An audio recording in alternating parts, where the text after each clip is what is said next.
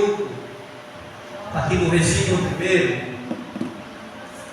Aleluia. E vai falar de algo muito interessante. Eu quero pensar com vocês não só do fato de ser aqui a Bíblia relatar a parte que fala de adultério, mas eu quero falar de um contexto que acontece no nosso meio. Eu vou falar do nosso meio cristão, no nosso meio evangélico. Um problema crônico que a sociedade tem de julgar o próximo. Porque, irmão, é tão fácil nós julgarmos os outros. Irmão, é tão fácil nós apontarmos os defeitos dos outros. Irmão, é tão fácil nós levantar o dedo e acusar o próximo. Mas presta atenção, quando tu faz assim para o próximo, tem 3 vindo para ti, e a gente não se dá conta disso. Isso não é novidade, isso não é coisa nova, não. E principalmente os religiosos, principalmente aqueles que se denominam santos, principalmente aqueles que dizem que já estão no céu em vida, que não precisam mais de nada, e que se preocupa somente em olhar o defeito e o erro do próximo. Veja bem, a leitura ela começa dizendo que Jesus foi para o Monte das Oliveiras. Jesus gostava de orar, sim ou não? Você vê Jesus, quando ele começa o seu ministério terreno, você vê Jesus a todo momento orando. No Monte das Oliveiras, Jesus sempre está em diálogo com o Pai, sempre está buscando falar com Deus. Agora eu fico indagando, eu fico me perguntando o que seria que Jesus conversava tanto com o Pai. Mas eu creio que com certeza era sobre nós. O verso 2 da Bíblia diz: e pela manhã cedo voltou para o templo, e todo o povo vinha ter com ele, e assentando-se os ensinava. Jesus era professor. Jesus nunca foi numa aula de teologia, mas era mestre, era doutor, era teólogo.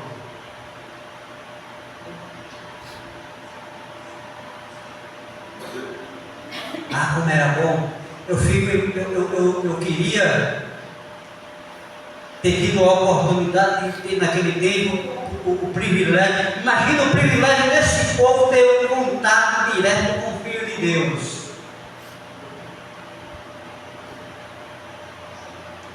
Que privilégio! Certo que eles não tinham o entendimento que hoje nós temos, porque eles esperavam o Messias, eles esperavam a vinda do Filho de Deus, e até hoje em Israel, alguns deles ainda esperam, os judeus esperam a vinda do Messias. Eles não creem que Jesus já veio, eles não creem que Jesus já morreu e já ressuscitou. Agora preste bem, no verso 3 a Bíblia diz: os escribas e os fariseus trouxeram uma mulher apanhada em adultério. Foi o povo que trouxe? Foi os gentios que trouxe? Não, quem trouxe esta mulher foram os escribas e os fariseus, pessoas religiosas, pessoas que conheciam a Torá, pessoas que se diziam ser santas, pessoas que batiam no peito e diziam: eu já estou salva, ou eu já estou salvo. Essas pessoas, esses escribas, esses homens que sabiam da lei,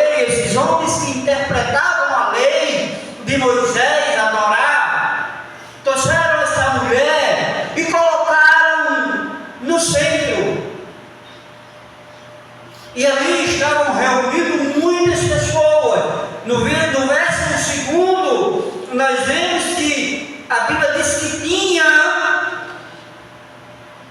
muitas pessoas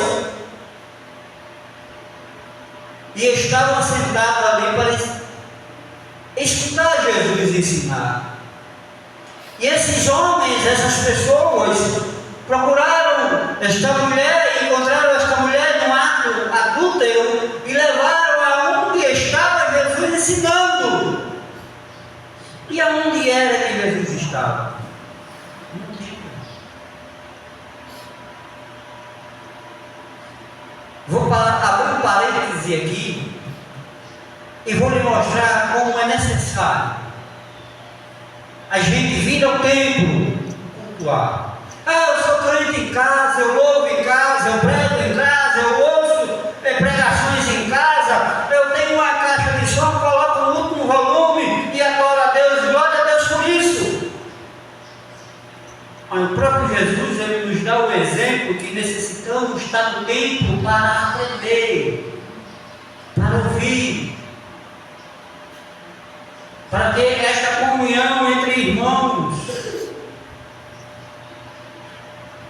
Amém? Ninguém é crente em casa, só em casa. Viu?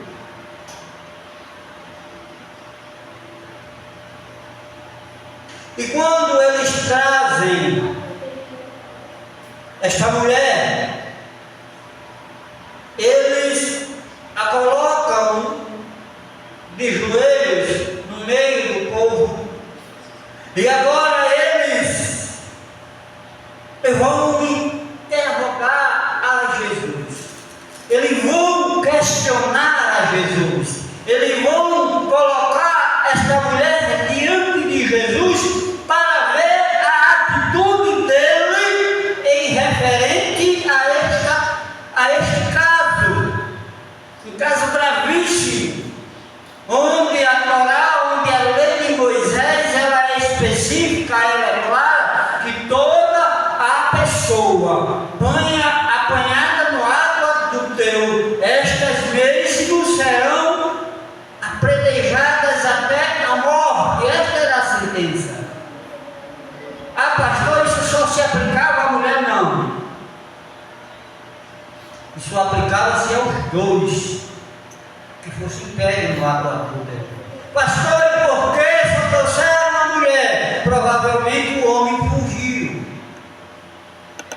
Ou provavelmente eles escolheram a mulher por ser mais frágil e para colocar à prova Jesus. Isso são hipóteses, a Bíblia não me diz. Isso eu estou conjecturando. São possibilidades. Mas por que eles colocaram esta mulher na presença de Jesus? Porque aqui neste momento, a Bíblia é clara, que ele diz assim: olha, mestre, essa mulher foi apanhada no próprio ato adulterando, e na lei nos mandou Moisés que as tais sejam apedrejadas. Tu, pois o que dizes? Isso diziam eles, tentando para que tivessem o que acusar. Eles quem? Os escribas e os fariseus. Eles já estavam procurando uma maneira de acusar Jesus.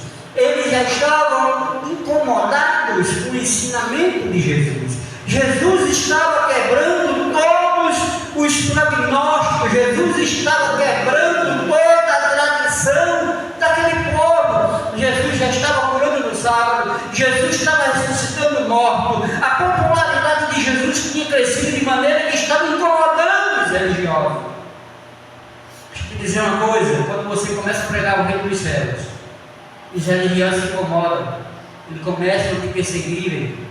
Quando tu começa a pregar a palavra de Deus genuína, a palavra de Deus que salva, a palavra de Deus que liberta, a palavra de Deus que transforma, os religiosos, eles ficam incomodados. Não é só naquele tempo, hoje também é assim. Já começa a perseguição. Amém? Então eu creio que eles aqui tentaram o seguinte: nós estamos com um trunfo muito forte agora nas mãos.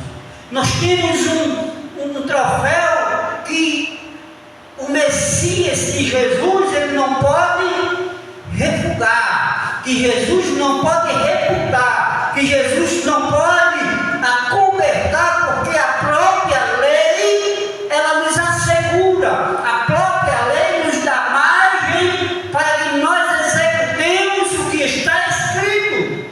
E o que está escrito? A lei nos declara que temos que apedrejá-la, porque ela é pecadora, ela foi apanhada no ato adúltero. Então, mestre, o que é que diz a respeito? Olha, aqui que vem a coisa mais linda.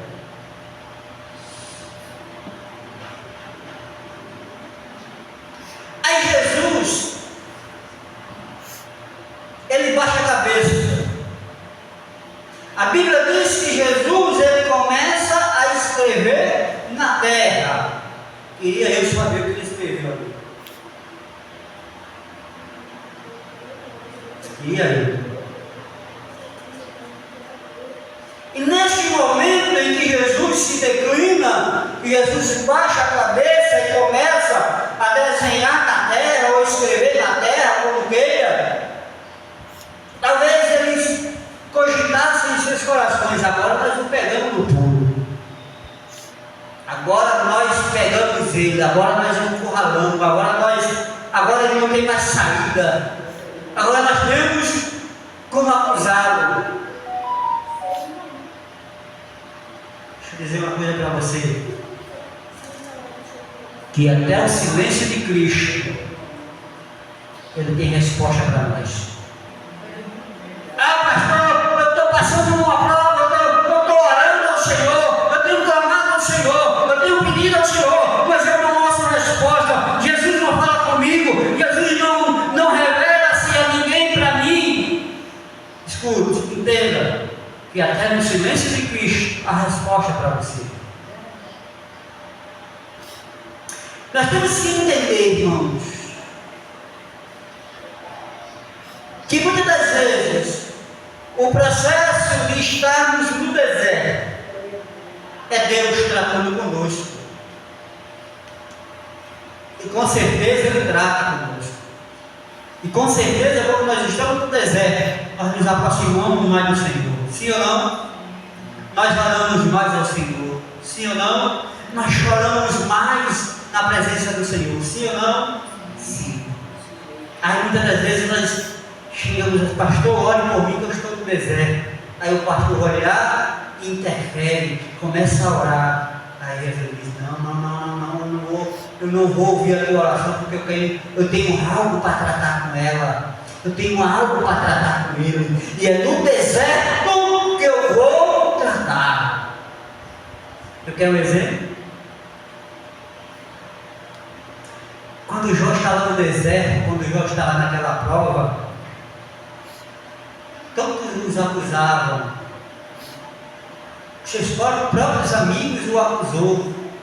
Tu pecou, tu fizesse algo. Não é possível que tu não tenha pecado, porque se tu não tivesse pecado, este mal, essa desgraça não tinha vindo sobre ti. Primeira coisa que o povo fala quando nós estamos no deserto, ele sempre pecou. Pode ter certeza que ela está em pecado, irmã. Porque não tem cabimento ela estar no deserto se não tiver cometido algo. E muitas das vezes o Senhor nos leva para o deserto para tratar conosco, para revelar a nós a sua glória. E Jesus agora estava em silêncio, e o povo dizendo: agora nós o pegamos. E Jesus estava ali escrevendo, de cabeça para baixo. E eu creio que quando Jesus entende, Jesus vê que eles já estavam cantando vitória, a Bíblia diz que eles insistiram perguntando a Jesus: Jesus, o que é que o Senhor vai fazer? O que é que o Senhor tem de nos dizer? Diante dos fatos relevantes, diante desta prova irrefutável. Aí Jesus diz, a Bíblia diz que Jesus se endireita Jesus ergue a cabeça, ergue o pau do seu tronco, olha para aqueles doutores da lei, para aqueles escribas, para aqueles fariseus. Aí Jesus diz: aquele dentre vós, escute isso, aquele dentre vós, por glória, que não tiver pecado, ou aquele dentre vós que está sem pecado, ou aquele dentre vós que nunca pecou, seja o primeiro a lançar a pedra, seja o primeiro a tirar a pedra, seja o primeiro a jogar a pedra contra esta mulher.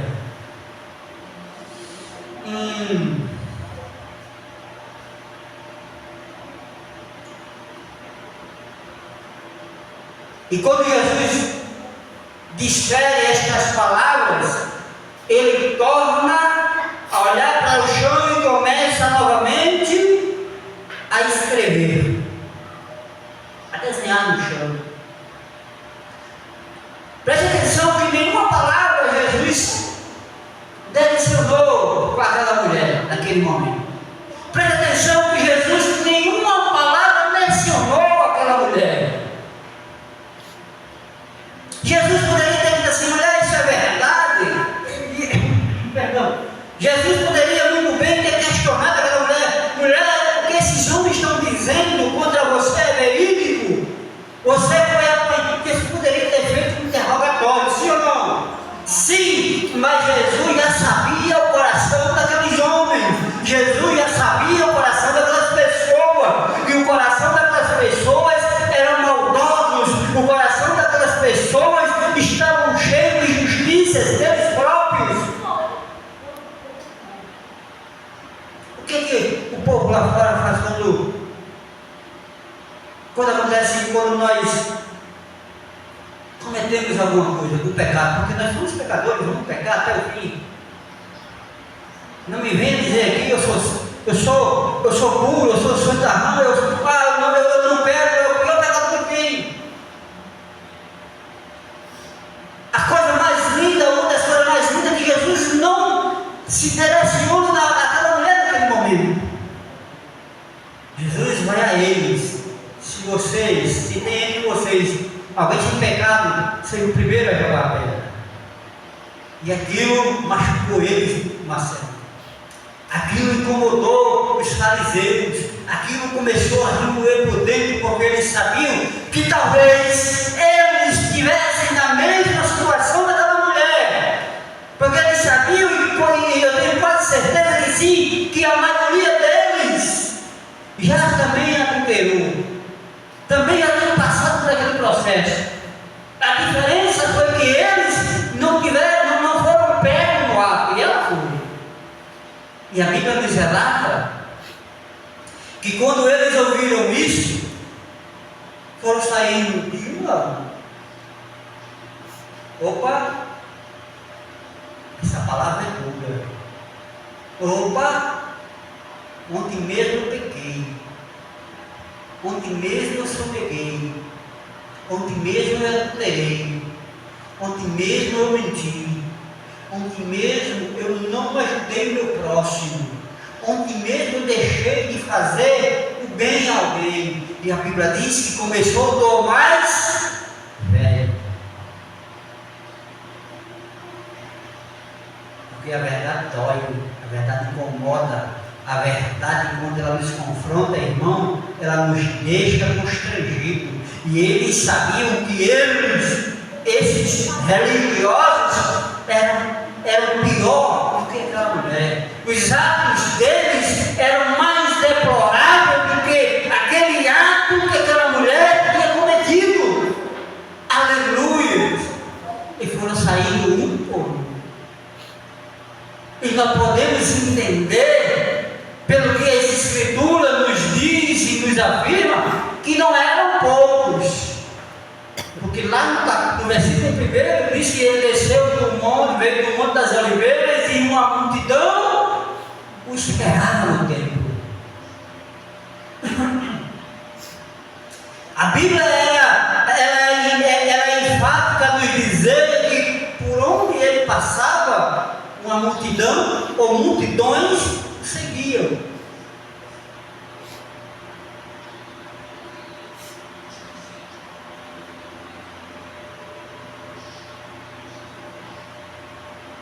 Se você for ver no Evangelho de Mateus capítulo 5, 6 e 7, Jesus vai estar em cima de um monte, pregando, ensinando uma multidão. Sermão da montanha.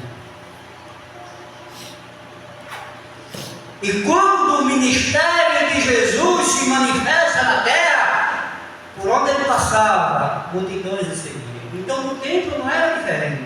Então naquele momento não era diferente. Naquele lugar tinham muitas pessoas todas já armadas com suas pedras para atirar naquela mulher. Meu Deus, presta atenção. E quando alguém vem nos acusar, não é só um, né, irmão? É uma multidão que nos acusa. Não, tu está vendo menino? Tu não viste não? Tu não viste xoxa não lá do pastor? Né? Dá uma de bonzinha, mas nem aquilo é mais ruim do que mais ruim. Tu não viu o pastor não? Que da besta? Só quer ser santo. Passou por mim, não me deu nem passo, só faltou botar o carro por cima de mim. Porque para acusar sofridos, para acusar, irmão, a coisa mais fácil que tem para nós é acusar os outros. A gente cheio de pecado, cheio de sujeira, todo sujo, todo podre, mas queremos encobrir. Muitos colocam o paletó, mas se escondendo atrás do paletó. Outros porque usam uma saia cobrindo as pernas, canela seca, a gente é santa. Vocês sabiam que eu sou tão apontado porque eu uso bermuda? Você é lá, pastor? Não, foi. Você não foi, não, você é Nazareno, é assim. Quando eu estava lá em Cidade Alta, quando nós começamos o nosso ministério, tem uma tribulada mandada pelo capeta. A mulher ia lá em casa, dizer assim, pastor, eu vou comprar calça para o senhor deixar de usar bermuda de trás. Lembra de Nazaré? Nazaré. Eu não sei nem quem se levou para ter. Misericórdia, meu. Sabe por que eu usava bermuda? Usava não, eu uso. Aí Joel diz assim: rasgai os vossos corações, não as vossas vestes. O Senhor quer coração contrito, o Senhor quer coração quebrantado, o Senhor quer coração que trema e trema, tenha temor e tremor diante dele. É isso que o Senhor quer. O Senhor quer isso, é simplicidade. O Senhor quer isso, é comunhão. O Senhor quer isso, é união. O Senhor quer isso, orando pelo outro. O Senhor quer isso, abençoando um ao outro. É isso que o Senhor quer. Não esses religiosos que só olham para o defeito dos outros. Raça de víbora. Assim diz o Senhor. E passado algum tempo, Jesus levanta a cabeça novamente e olha e só vê a mulher chorando aos seus pés. E ele indaga aquela mulher: mulher, cadê aqueles que te acusam? Cadê aqueles que te acusavam?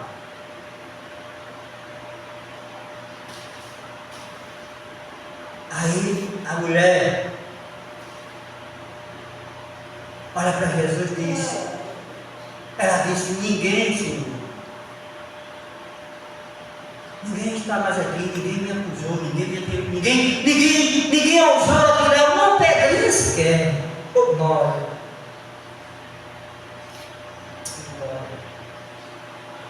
Aí Jesus, no alto da sua compaixão, do seu amor, da sua misericórdia, da sua bondade, ele diz: eles não te acusaram, nem eu vou te acusar.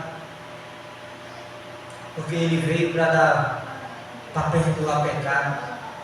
E quando, mais uma vez, o senhor me lembra que quando ele Ele pega aquele paralítico que foi descido por 4 amigos no telhado, e Jesus olha para ele e diz: a tua fé te salvou, levanta, toma tua cama, ou toma teu leito e vai para a tua casa. O que é que eles dizem? Os mesmos escribas, os mesmos fariseus, os mesmos religiosos, o que é que eles apontam? O que é que eles começam a cogitar dentro do seu coração, do seu pensamento? Quem é esse? Quem é esse que diz: os teus pecados estão perdoados? Que é esse que tem poder para perdoar o pecado? Que somente Deus tem esse poder. Aí Jesus, conhecendo o coração e a mente do homem, diz: por que razoai dentro de vossos corações? Para que saibais que o Filho do Homem tem poder no céu e na terra. Eu digo, é mais fácil dizer: perdoados estão os teus pecados, ou dizer: levanta, toma a tua cama e anda. Hoje nós não vemos mais profetas de Deus, nós não vemos mais mulheres de Deus ungidas para que tenham essa autoridade. Irmão, eu estava me lembrando desses dias, meu Deus, eu falando comigo em nome de Jesus, quando eu comecei o ministério, eu pedi ao Senhor, me deu autoridade para expulsar demônio. Irmão, fiquei tão feliz. A primeira vez que eu expulsei um demônio, esse irmão ficou feliz, foi eu. Irmão, cadê? Eu deixei de ser grande? Não, 1000 vezes não.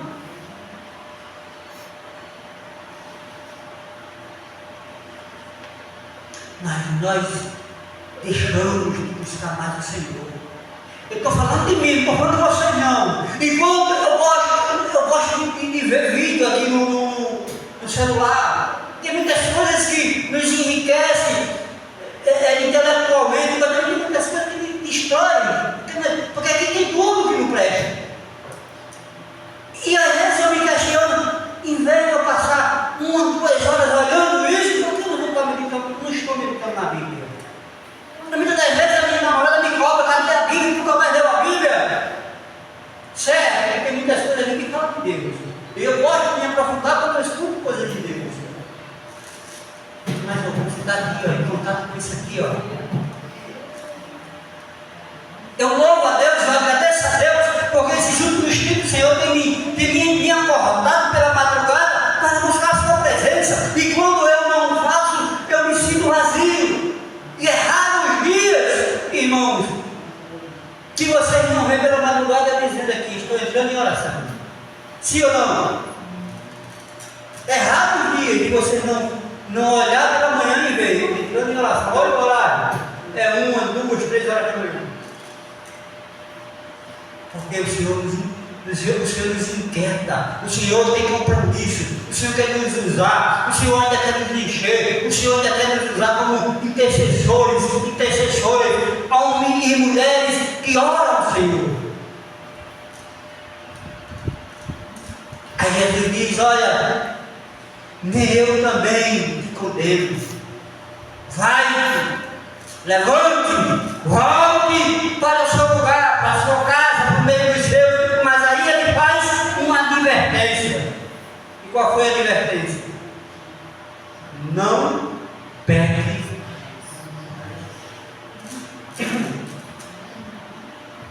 Satanás, ele entra na mente de muitos. Escute o que eu vou lhe dizer. Satanás, ele não é onisciente. O que é isso, pastor? Deus não deixou ou não deu ao diabo o poder de saber os nossos pensamentos. Porque se ele tivesse esse poder, meu Deus, a destruição seria completa. Ele não tem esse poder. Mas o nosso Deus, ele tem. O nosso Jesus, ele tem o poder de saber os nossos pensamentos. Sim ou não? Se você não sabia disso, tem que saber. E cuidado com aquilo que você está pensando, viu?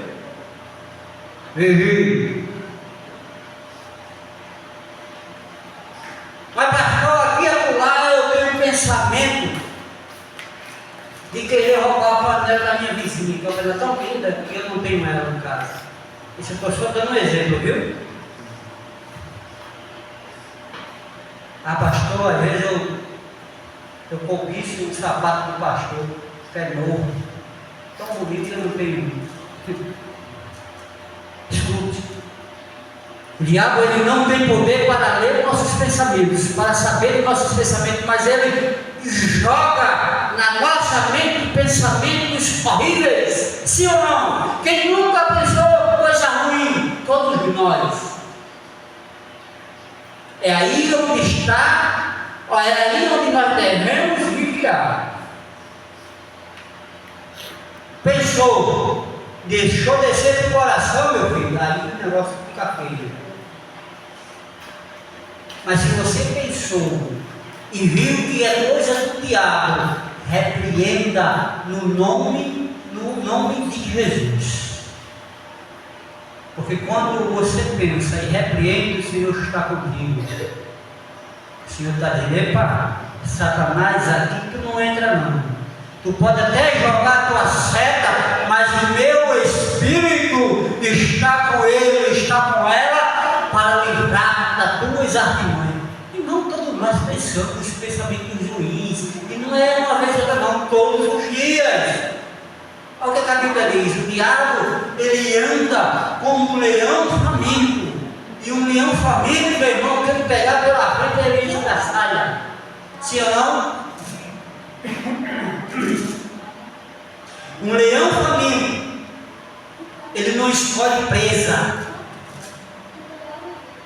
Olha com que animal o Senhor compara as setas do diabo. Com um leão faminto, assim é o diabo. Ele anda procurando a quem possa tragar, a quem possa destruir, a quem possa alcançar. Mas aí Jesus diz: mas ao teu redor está o anjo do Senhor.